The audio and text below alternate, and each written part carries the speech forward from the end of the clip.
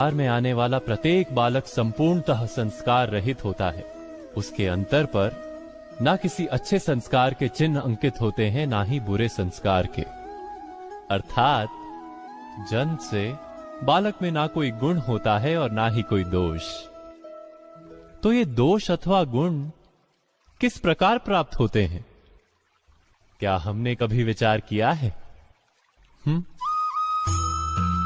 जो बात माता पिता के मुख से निरंतर सुनी जाती है, वही बात उनकी संतानों के हृदय का संस्कार बनती है। जैसे किसी गांव में नदी तट तक एक पगडंडी बन जाती है केवल उस मार्ग पर बार बार चलने के कारण। अर्थात माता पिता के हृदय की इच्छाएं उनकी संतानों के हृदय का दोष अथवा गुण बनकर जन्म लेती हैं। क्या ये सत्य नहीं? पर फिर भी जब उनकी संतानों में कोई दोष दिखाई देता है तो माता पिता आश्चर्य और दुख से भर जाते। माता पिता का हृदय ये प्रश्न करता है कि उनकी संतानों में ये कुसंस्कार आए कहां से। सत्य तो यही है कि माता पिता अपनी संतानों को अनजाने में ही कुसंस्कार के बीज दे देते हैं, जो उनके संतानों की हृदय भूमि पर कुसंस्कार का वृक्ष बनकर उगता है। अर्थात अपनी संतानों को सुसंस्कारी और धर्ममय बनाने की आशा रखने वाले प्रत्येक माता पिता को प्रथम अपने हृदय की इच्छाओं पर अंकुश रखना क्या अनिवार्य नहीं?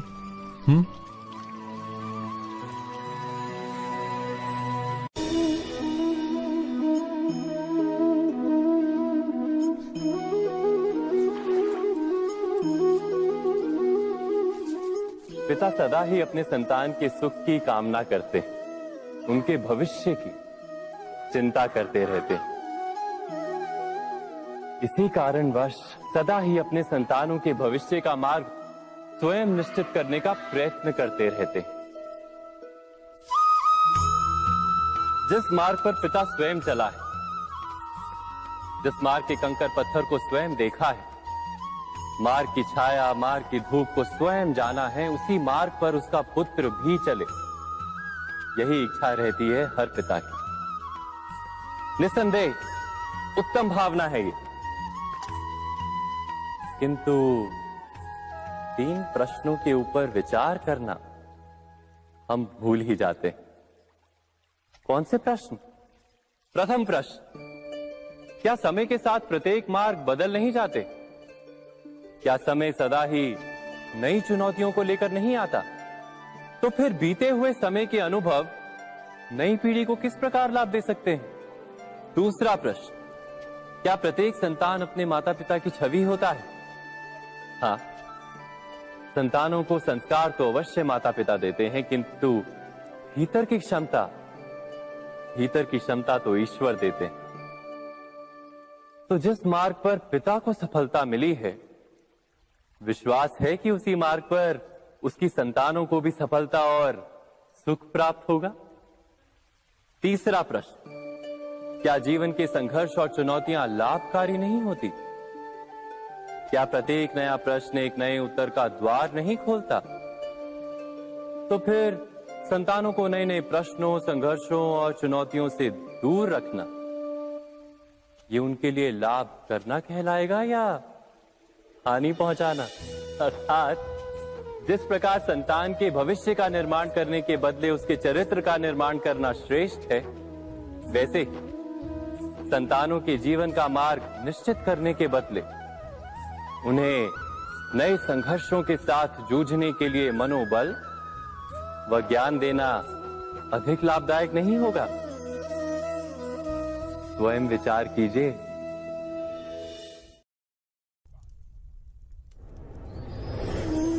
पूर्वजों की इच्छा, आशा, महत्वाकांक्षा, क्रोध, बैर, प्रतिशोध, यही सब आने वाली पीढ़ी की धरोहर बनते हैं। माता पिता अपनी संतानों को देना तो चाहते हैं समस्त विश्व का सुख, पर देते हैं अपनी पीड़ाओं की संपत्ति। देना चाहते हैं अमृत, पर साथ ही साथ विष का घड़ा भी भर देते हैं। आप विचार कीजिए, आपने अपनी संतानों को क्या दिया आज तक? अवश्य प्रेम, ज्ञान, संपत्ति आदि दिए, पर क्या साथ ही साथ उनके मन को मैल से भर देने वाले पूर्व ग्रह नहीं दिए? अच्छे बुरे की पूर्व निर्धारित व्याख्याएं नहीं दी? व्यक्ति का व्यक्ति के साथ, समाजों का समाजों के साथ, राष्ट्र का राष्ट्र के साथ संघर्ष क्या इन्हीं पूर्व ग्रहों से निर्मित नहीं होते? हत्या, मृत्यु, रक्तपात क्या इन्हीं पूर्व ग्रहों से नहीं जन्मते? अर्थात माता पिता अपनी संतानों को जन्म के साथ मृत्यु का दान भी देते हैं।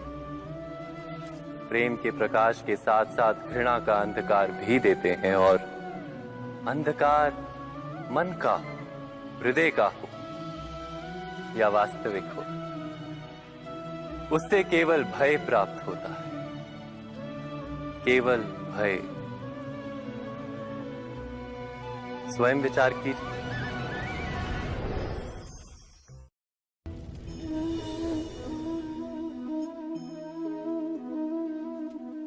मनुष्य का स्वभाव है कि वो स्वयं को, अपने परिवार को, अपनी संतानों को अधिकतम सुख प्राप्त हो ऐसी इच्छा रखता है। इसी कारण से हम सदा श्रम और कष्ट से अंतर रखते हैं, विश्राम और सुविधाओं को बढ़ाने का प्रयास करते हैं। स्वयं अपने जीवन का विचार कीजिए, क्या ये सत्य नहीं कि हम अपनी संतानों के लिए सदा ही विश्राम और सुविधा का आयोजन करते हैं? पर क्या कभी सोचा है केवल विश्राम से क्या लाभ प्राप्त होता है? केवल सुख और सुविधा जिन्हें प्राप्त हो, उनका जीवन कैसा होता है? शरीर जब श्रम करता है तो अधिक स्वस्थ बनता है। बुद्धि भी जब कठिन चुनौतियों का सामना करती है तो अधिक तेजस्वी बनती है। ये हम सबका अनुभव है, पर हम शायद ये भूल जाते हैं कि मन और आत्मा को जब कठिनाइयां प्राप्त होती हैं, तब वे भी अधिक बलवान होती हैं। अर्थात जब भी हम अपनी संतानों को श्रम और दुख से दूर रखने का प्रयास करते हैं, क्या वास्तव में उनके सुख का मार्ग बंद नहीं कर देते? स्वयं विचार कीजिए।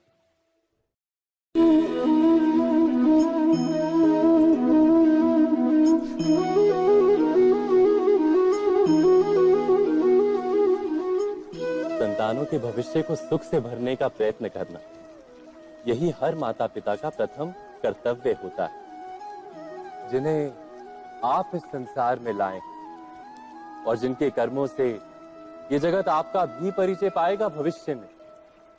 उनके भविष्य के सुख की योजना करने से अधिक महत्व और हो भी क्या सकता है?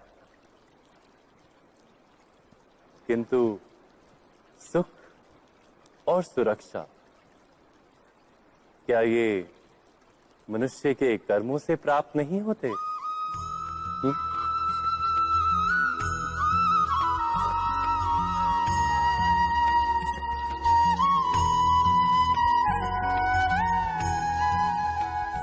माता पिता के दिए हुए अच्छे या बुरे संस्कार, उनकी दी हुई योग्य अथवा अयोग्य शिक्षा, क्या आज के सारे कर्मों का मूल नहीं? संस्कार और शिक्षा से बनता है मनुष्य का चरित्र। अर्थात माता पिता अपनी संतानों का जैसा चरित्र बनाते हैं, ऐसा ही बनता है उनका भविष्य। किंतु फिर भी अधिकतर माता पिता अपनी संतानों का भविष्य सुरक्षित करने की चिंता में उनका चरित्र निर्माण का कार्य भूल ही जाते हैं। वस्तुतः जो माता पिता अपनी संतानों के भविष्य की चिंता करते हैं, उनकी संतानों को कोई लाभ नहीं होता। किंतु जो माता पिता अपने संतानों के भविष्य की नहीं, उनके चरित्र का निर्माण करते हैं, उन संतानों की प्रशस्ति समस्त संसार करता है। स्वयं विचार कीजिए।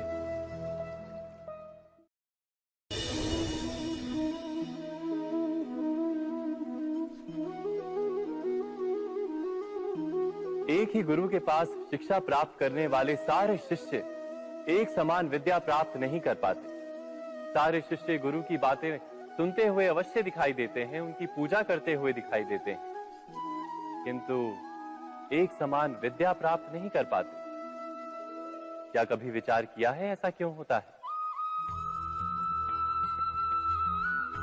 सत्य तो यह है कि विद्या प्राप्त ना कर पाने वाले शिष्य समर्पण का दिखावा तो करते हैं, किंतु समर्पण का वास्तविक अर्थ नहीं समझ पाते। गुरु के चरणों में फूल चढ़ाने से अथवा गुरु का आदेश मानने मात्र से क्या समर्पण सिद्ध होता है? नहीं। समर्पण का वास्तविक अर्थ है जब गुरु के प्रति मन में कोई संदेह ना रहे, गुरु के मुख से आदेश निकले उससे पूर्व शिष्य उस कार्य को पूरा कर दे। गुरु के विचारों के साथ शिष्य के विचार एक हो जाए। शिष्य जब तक अपने गुरु में ब्रह्मा विष्णु महेश इनके रूप ना देख ले, तब तक उसका समर्पण सत्य नहीं। वास्तव में समर्पण किसी कार्य का नाम नहीं, समर्पण तो हृदय की भावना और मन की स्थिति का नाम है। अर्थात हमारे अज्ञान में क्या दोष केवल हमारे मन का नहीं? स्वयं विचार कीजिए।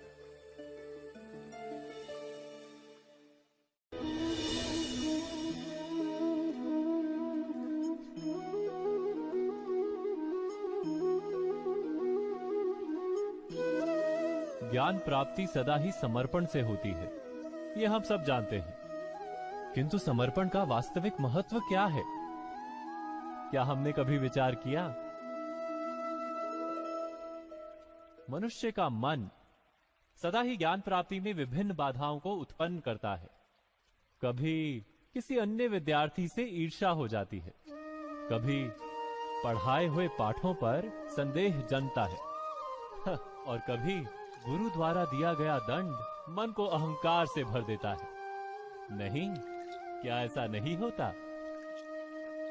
न जाने कैसे कैसे विचार मन को भटकाते हैं और मन की इसी अयोग्य स्थिति के कारण हम ज्ञान प्राप्त नहीं कर पाते। मन की योग्य स्थिति केवल समर्पण से निर्मित होती है। समर्पण मनुष्य के अहंकार का नाश करता है, ईर्ष्या, महत्वाकांक्षा आदि भावनाओं को दूर कर हृदय को शांत करता है और मन को एकाग्र करता है। वास्तव में ईश्वर की सृष्टि में ना ज्ञान की मर्यादा है ना ज्ञानियों की। गुरु दत्तात्रेय ने तो गाय और श्वान से भी ज्ञान प्राप्त कर लिया था। अर्थात विषय ब्रह्म ज्ञान का हो या जीवन के ज्ञान का या गुरुकुल में प्राप्त होने वाले ज्ञान का, उसकी प्राप्ति के लिए गुरु से अधिक महत्व है उस गुरु के प्रति हमारा समर्पण। क्या ये सत्य नहीं? स्वयं विचार कीजिए।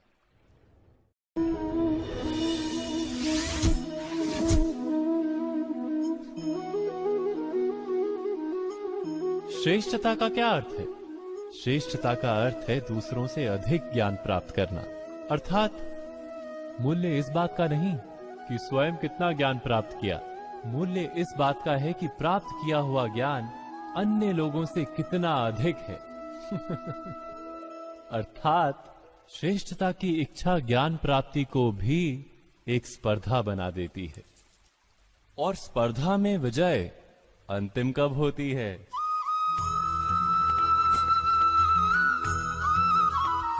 कुछ समय के लिए तो श्रेष्ठ बना जा सकता है, किंतु सदा के लिए कोई श्रेष्ठ नहीं रह पाता। फिर वही असंतोष, पीड़ा और संघर्ष जन्म लेता है। किंतु श्रेष्ठ बनने के बदले यदि उत्तम बनने का प्रयत्न करें तो क्या होगा?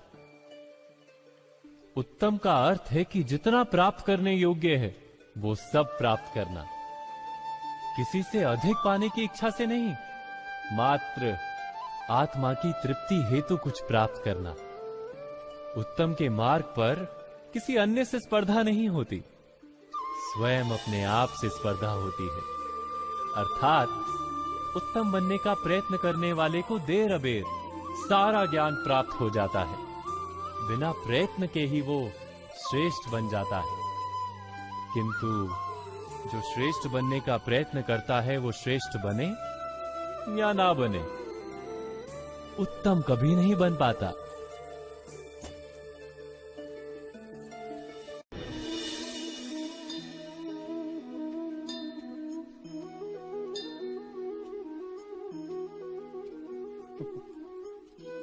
जब जब मनुष्य के सामने कोई विकट स्थिति आती है तो मनुष्य ईश्वर से प्रार्थना करता है, ईश्वर के समक्ष याचना करता है कि वो स्थिति से उभरे।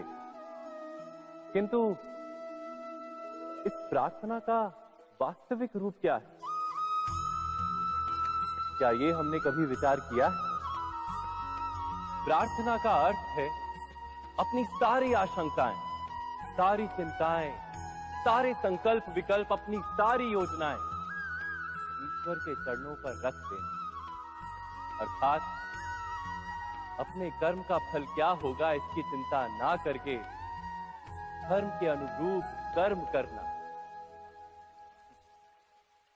ईश्वर की योजना को अपनी नियति मानना,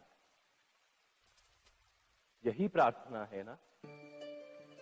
किंतु ईश्वर की योजना को समझ पाना क्या संभव है? वो योजना तो हमारे कार्यों के परिणाम के रूप में प्रकट होती है सदा ही।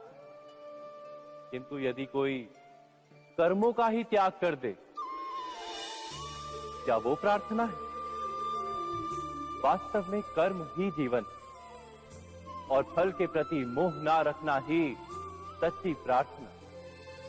जो प्रार्थना कर्म में बाधा बन जाए, मनुष्य को कार्य ही ना करने दे, वो प्रार्थना है या पराजय? स्वयं विचार कीजिए।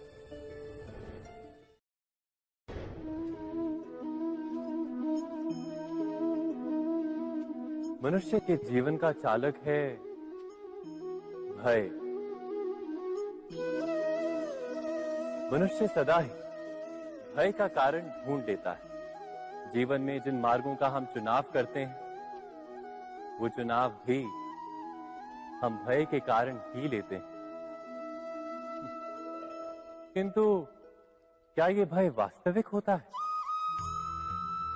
विचार कीजिए।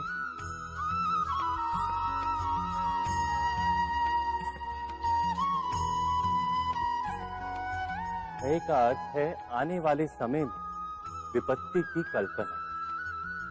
किंतु समय का स्वामी कौन? ना तो हम समय के स्वामी हैं, ना हमारे शत्रु या प्रतिस्पर्धी। समय तो ईश्वर के अधीन चलता है। तो क्या यदि कोई आपको हानि पहुंचाने के लिए केवल योजना बनाता है, वो वास्तव में आपको हानि पहुंचा सकता है? नहीं। किंतु भय से भरा हुआ हृदय हमें अधिक हानि पहुंचाता है। क्या ये सत्य नहीं?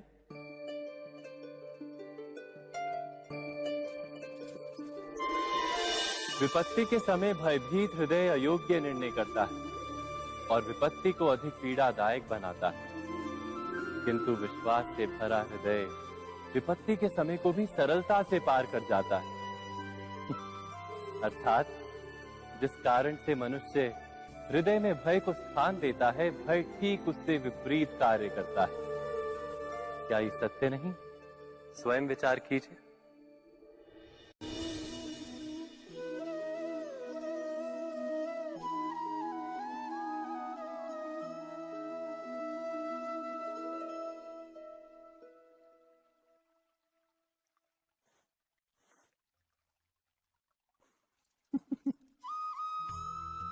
जीवन में आने वाले संघर्षों के लिए जब मनुष्य स्वयं को योग्य नहीं मानता, जब उसे अपने ही बल पर विश्वास नहीं रहता, तब वो सद्गुणों को त्याग कर दुर्गुणों को अपनाता है। वस्तुतः मनुष्य के जीवन में दुर्जनता जन्म ही तब लेती है जब उसके अंतर में आत्मविश्वास नहीं होता। आत्मविश्वास ही अच्छाई को धारण करता है। ये आत्मविश्वास है क्या?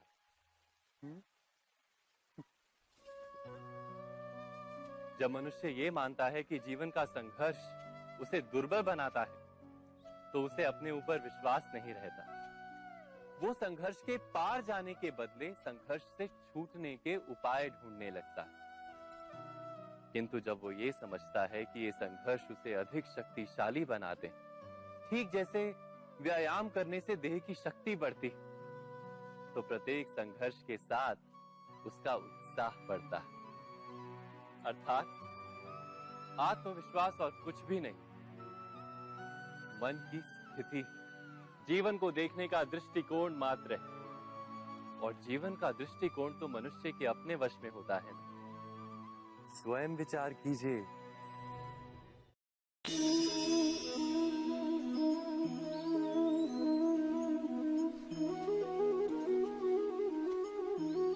जब अपने किसी अच्छे कार्य के उत्तर में दुख प्राप्त होता है अथवा किसी को उसके दुष्ट कार्य में सुख मिलता है, तो मन अवश्य ये विचार करता है कि अच्छा कार्य करने का, धर्म के मार्ग पर चलने का तात्पर्य क्या है।